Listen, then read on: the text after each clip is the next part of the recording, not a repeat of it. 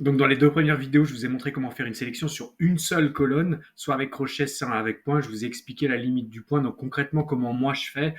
Ça m'arrive d'utiliser le point quand je travaille sur de la manipulation de données et que je veux aller rapidement en tapant. Par contre, si c'est un Jupyter Notebook qui va être finalisé pour être partagé, à ce moment-là, systématiquement, je le mets comme ça pour que moi, plus tard, ou la personne qui va lire comprenne que c'est une sélection sur colonne. C'est quelque chose que je me suis imposé de faire. Ça prend un peu plus de temps, mais on gagne du temps ensuite en lisibilité quand on va lire le Jupyter Notebook. Donc vous savez que ça existe, vous faites ce que vous voulez, mais moi je vous donne mon tuyau, c'est-à-dire que je ne l'utilise qu'à des fins personnelles, on va dire, et quand je sais que c'est un Jupyter Notebook qui va devoir être lu, voire potentiellement utilisé par d'autres personnes, alors j'applique systématiquement ce système de sélection avec crochet. Et donc maintenant pour faire une sélection avec plusieurs colonnes, et ben si pour sélectionner une seule colonne c'est comme ça, ben, on aurait tendance à se dire, ben, je copie-colle et je vais en appeler plusieurs et je vais les séparer, puisque en Python, souvent, les séparations, très souvent, c'est avec des virgules. Et ben, par exemple, je vais prendre la première et puis je vais prendre la dernière, par exemple. Là, je vais prendre première et dernière. Donc, donc, je vais avoir cette fois-ci un objet de type data frame avec deux colonnes. Donc, ça va pas générer une série comme ici ou comme ici. Pourquoi? Parce que je vais avoir deux colonnes. À partir du moment où j'ai au moins deux colonnes, Pandas va me retourner un objet de type data frame. Là, en l'occurrence, il va rien me retourner du tout, à part une erreur. Il va me dire key error et il n'arrive pas à retrouver ça. En gros, il n'arrive pas à retrouver une colonne qui s'appelle comme ça. Parce qu'en fait, ce qu'il attend ici, c'est une liste de colonnes, si on en veut plusieurs. Et donc, une liste en Python, c'est ouverture par crochet, fermeture par crochet. Donc, en fait, il faut que j'intègre tout ça dans une liste. Donc, c'est un peu spécifique, hein, c'est un peu bizarre. On voit les doubles crochets, mais en fait, c'est comme ça que ça fonctionne. Les crochets extérieurs sont pour dire on va faire une sélection sur une ou plusieurs colonnes. Si c'est sur une seule colonne, on aura un seul nom, entre guillemets, qui fera référence au nom de la colonne, voire au numéro de la colonne.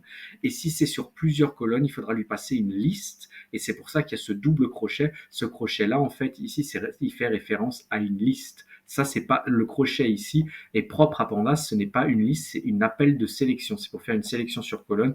Et cela-là, c'est pour faire une liste. Donc, vous comprenez l'idée. Vous pouvez en mettre une ou plusieurs. Donc c'est un petit. Là maintenant, je l'ai fait avec deux colonnes. Donc je vous ai bien expliqué que si vous avez au moins deux colonnes, forcément on passe sous forme de data frame. On le voit. J'ai pas besoin de faire type, mais je pourrais le faire. Mais si je fais type de ça, il va me dire que c'est un data frame. On le voit avec le look.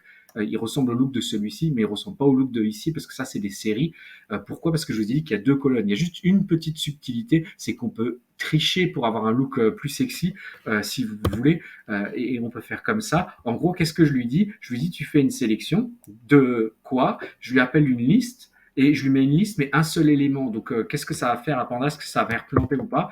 Eh ben non, ça va pas le faire planter. Il va créer de base un data frame avec une seule colonne. Donc, c'est un peu spécial parce que je vous dis depuis le début que normalement, un data frame, c'est avec plusieurs colonnes, mais vous pouvez, on va dire, tricher, aller contre ce que Pandas propose, les deux types d'objets, à savoir data frame et série, en faisant une petite subtilité comme ça. Donc, le Fuchs, c'est exactement la même chose, on va dire, c'est juste l'affichage qui va être différent, et il y a certaines méthodes que vous allez vouloir appliquer sur une série qui ne seront pas possibles à faire sur un data frame et inversement. Donc je vous déconseille de faire comme ça, sauf si vous voulez le look HTML comme ça un peu plus sexy. Donc je vais revenir sur les sélections avec deux colonnes. Et il y a quelque chose qui est important, c'est que vous pouvez changer l'ordre. Vous n'êtes pas obligé de garder l'ordre comme l'ordre dans lequel étaient les colonnes ici.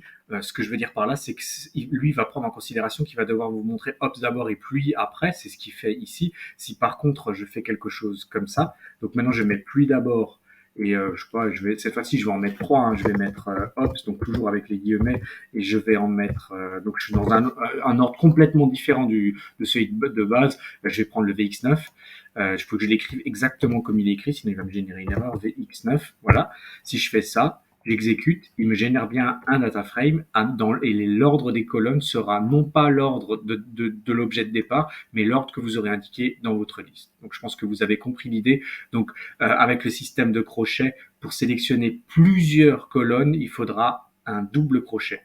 Et c'est parce que les crochets extérieurs appellent de sélection Pandas, propre à Pandas, et les crochets intérieurs pour dire qu'on est dans une liste et qu'on va lui donner une liste de colonnes, et on peut tricher un peu comme ça en lui donnant juste un seul élément. Voilà un peu l'idée en sélection crochet.